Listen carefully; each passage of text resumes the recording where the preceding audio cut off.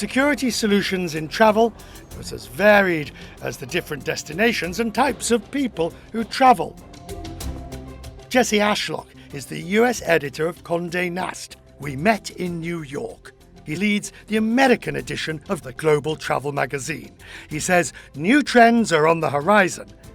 In 2019, the US and UK editions of Condé Nast Traveller merged under one global leader based in London.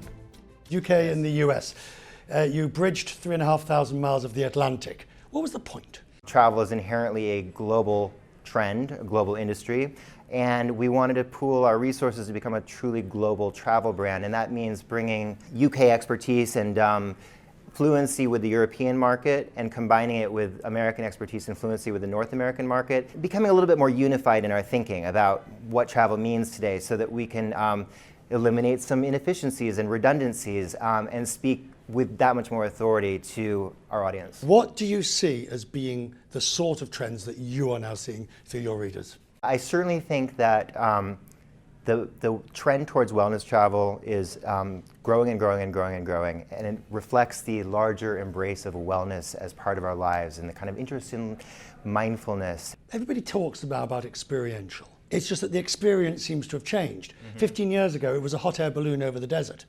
Today, it's something more holistic and wellness.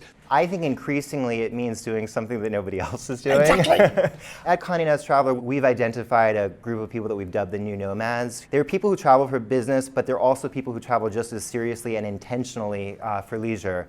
And within that, there is a subset that we think represents about 7% of the American public that we call the always-on traveler. And they're basically always in travel mode. If they're not traveling somewhere, they're booking a trip right now, they're always kind of in the moment of travel, even when they're home.